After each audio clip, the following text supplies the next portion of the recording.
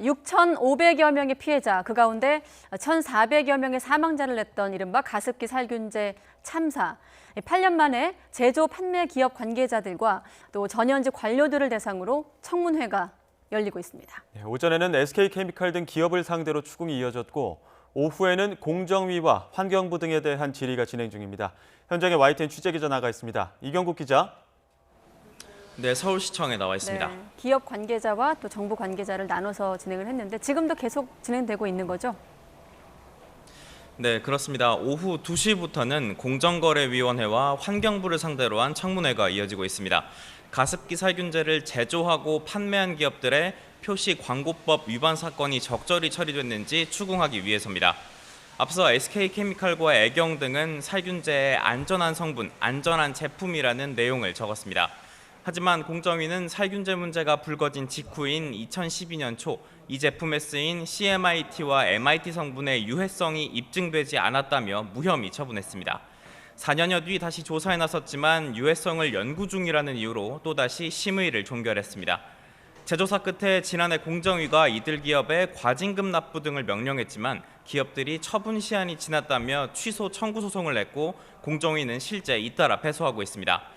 청문회에서는 실제 피해자까지 있었지만 조사가 이루어지지 않아 기업에 사실상 면죄부를 줬다는 지적이 이어졌습니다. 또 2016년의 경우 환경부가 사실상 CMIT 성분의 유해성을 인정했는데도 공정위가 이를 제대로 반영하지 않았다는 비판도 있었습니다. 지난 2011년 애경의 내부 대응팀에 공정위 관계자로 추정되는 인물이 포함돼 있었고 2016년에도 공정위 사건 담당자가 공정위 출신 기업 관계자를 잇따라 만났다는 이른바 유착 의혹도 함께 제기됐습니다.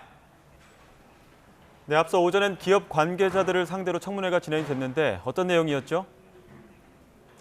네, 오전에는 SK케미칼과 애경 등 기업을 상대로 청문회가 열렸습니다. SK케미칼 당시 유공은 문제가 된 살균제 원료를 처음 개발한 공급업체입니다. SK케미칼에서 유해성 심사를 제대로 안 했다는 사실은 앞서 검찰 조사를 통해 드러났습니다. 유해성 실험을 의뢰는 했지만 결과를 받기 전 제품을 팔고 추가 시험이 필요하다는 경고가 뒤늦게 나왔는데도 무시했던 겁니다. 오늘 청문회에선 유공과 SK케미칼 관계자들이 출석해 이 같은 사실을 인정했습니다. 당시 유해성 심사를 맡았던 연구팀 교수는 제품이 미리 팔릴지 몰랐다고 답변하기도 했습니다. 이 밖에 검찰 수사에 대비하기 위해 SK와 애경이 미리 입을 맞춘 정황으로 보이는 내부 회의록도 공개가 됐습니다. 조사위가 애경이 제출한 자료를 공개한 건데요. 참사가 터진 직후인 2011년 8월 SK케미칼과 애경이 매주 특이사항을 공유하고 핵심 이슈에 대한 대응안을 협의하자는 내용이 담겨 있었습니다.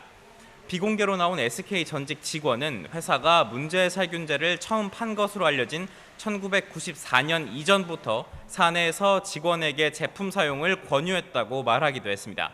이 기업들은 사과와 함께 앞으로 사회적인 책임을 다하겠다면서도 구체적인 피해 대책이 있느냐는 질문에는 현재 재판을 받는 만큼 추후 논의하겠다고 밝혔습니다. 지금까지 서울시청에서 YTN 이경국입니다.